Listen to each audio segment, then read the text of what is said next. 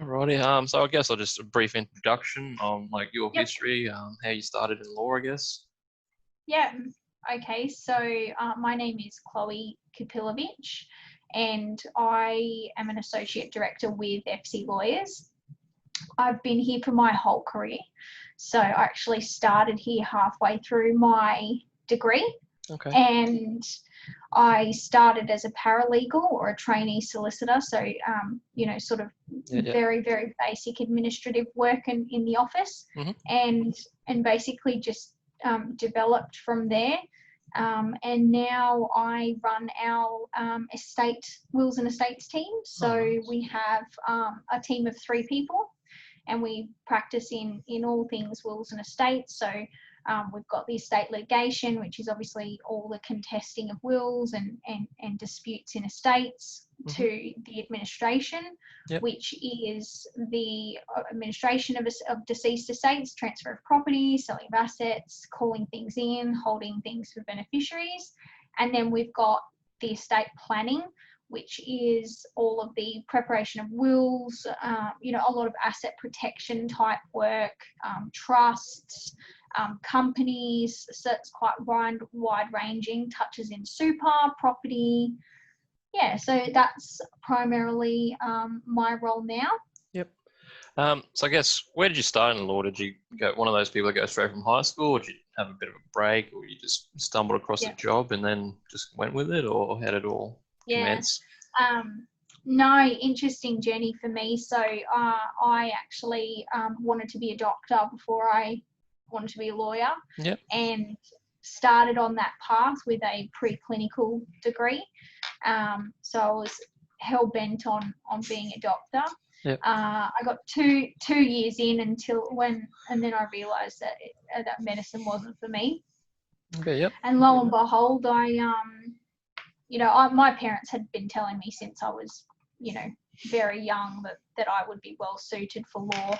And I think I took a different direction, sort of being a bit of a rebel child, and then lo and behold ended up back at law in the end. So I started law at 21, and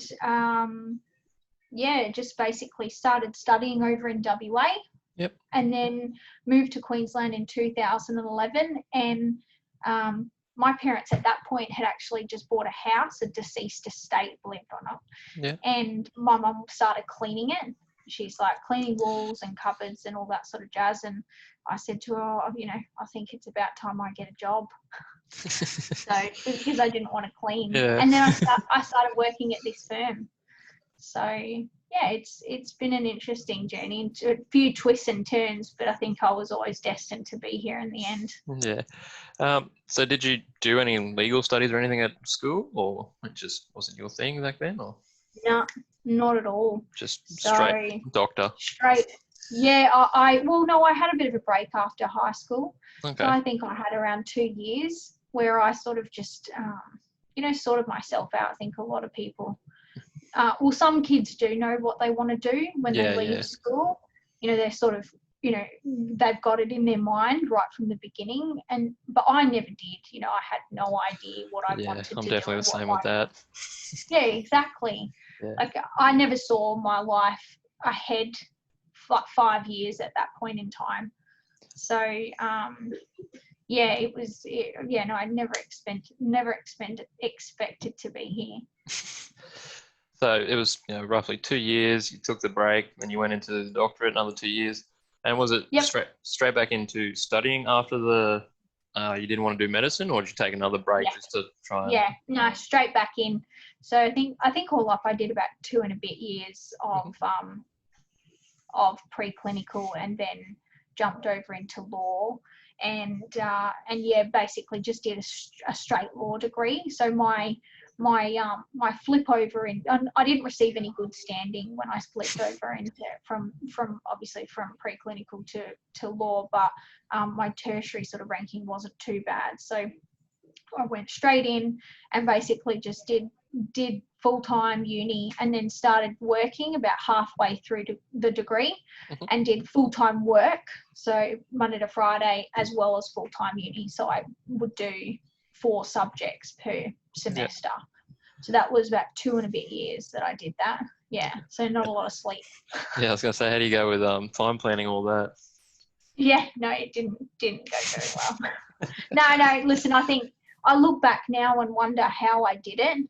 Yeah, definitely. But yeah, it can be done. And I think it's so invaluable to work throughout your degree. You've really got to you've really got to work before you get admitted. Yeah, I definitely feel it definitely helps with your study as well as everything else. Although, you can't really time manage for life kind of thing. No. But I guess at the time you feel, when you got an exam or assignment, you stress, and then you look back probably a month or two later, you're like, what was I worried about? Like, it's like not that bad.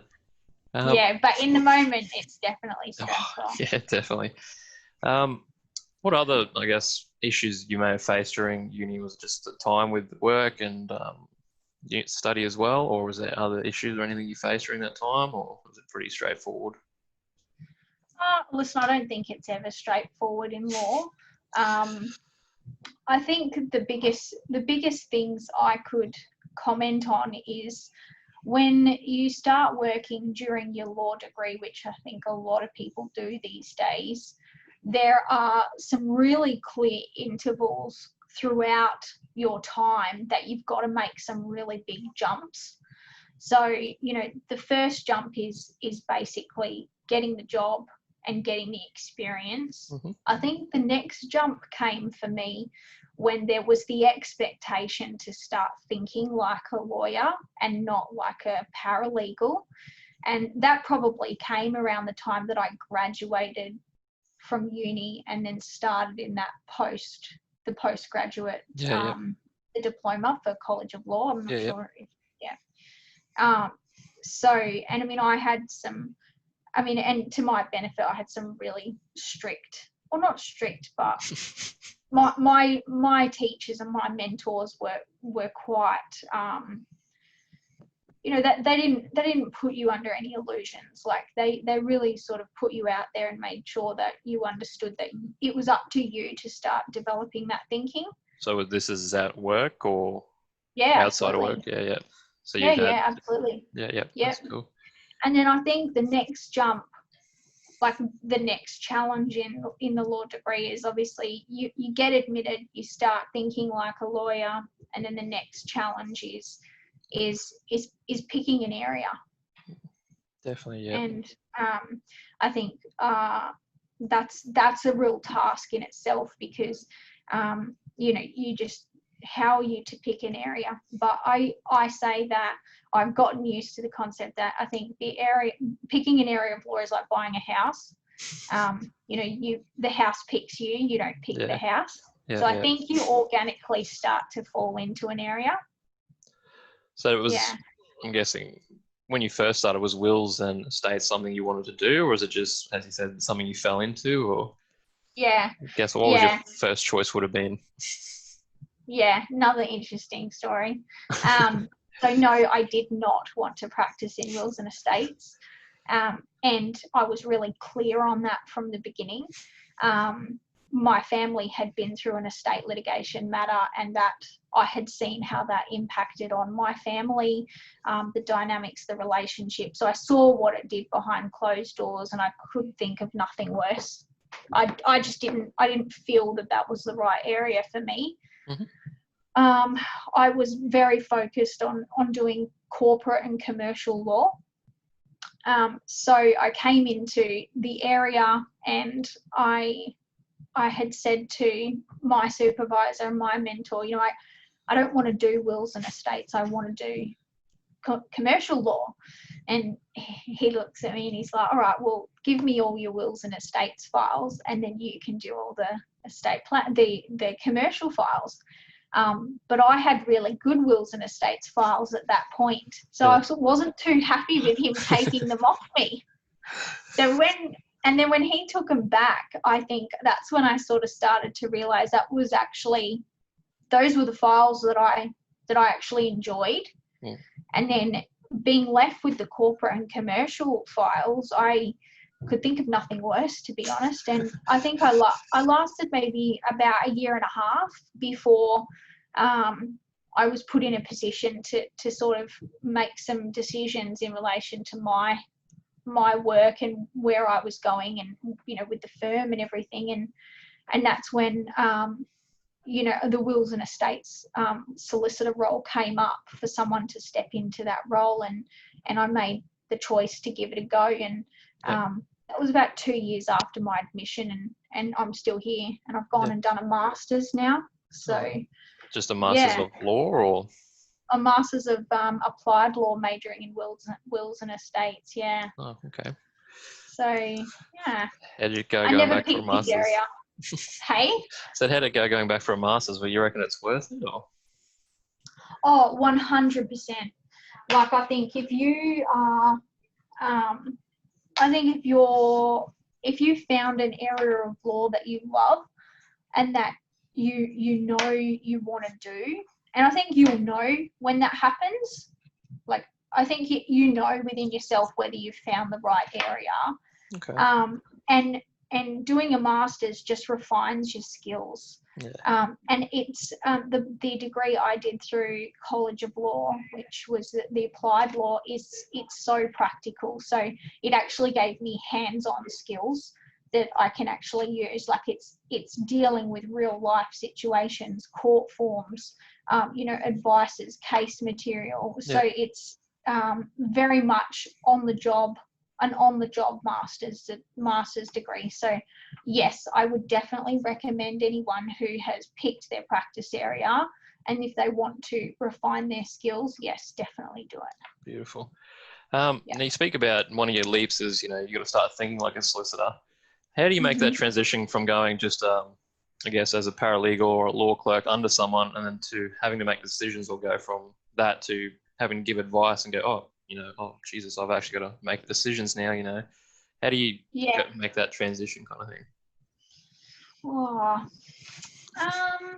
how do you make the transition? I think you've got to know what you're doing in terms of know your case or know the job, the scope of work, and then you've got to think a little bit laterally, and then you've also got to trust your gut. So when you put all those three things together, how that works practically is when you're making the transition from just doing what you're told to do to being a lawyer and determining the issues and the problems, it means applying yourself to the situation in front of you and identify, like, you've got all the skills of your law degree already. They're already ingrained in you. So it's applying what you know, and then it's identifying the questions that need to be asked. Like, for example, if you've got a situation where, like for us, we've got a will, it's signed by someone a few days before they die. There's not quite a capacity issue, but the client's telling you that there's a capacity issue. These three things that I've mentioned, when you combine them together, you start to think, okay, well, do we need to find medical records? Do we need to have a look at what the doctors were saying around that time he signed that will? Was the will prepared by a solicitor? Did the solicitor take instructions from that person, or did they take instructions from someone else? So it's just about thinking laterally and trusting your gut. Like, if you see an issue, then you can work backwards and see how, if there is an issue, how you can go about properly identifying it. Does that make sense? Yeah, so it's like you basically, when you're a paralegal or a law clerk, you've got this tunnel vision, you do what you're told kind of thing. And then when you made that transition, it kind of opens up and you've got all these other questions that you've got to answer and all that sort of thing you got to cover. Exactly. And it's up to us as solicitors to ask those questions. That's our job. If we don't think laterally for our clients that come to see us with their issue, then someone might miss out, or I mean, I'm thinking about it from a wills and estates perspective, but you know, it's up to us to be able to find those things out as people's solicitors. So you've been at FC for how long again? Sorry. 9 years this year. So when you come across, was FC the first job you applied for, or was it took a while to get a job once transferring over, or? Yeah.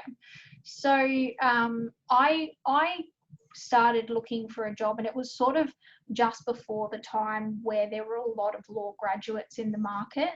So I think now that there are so many law graduates, so for a graduate role, there might be 250 applications or something like that. Whereas I sort of was just before that time.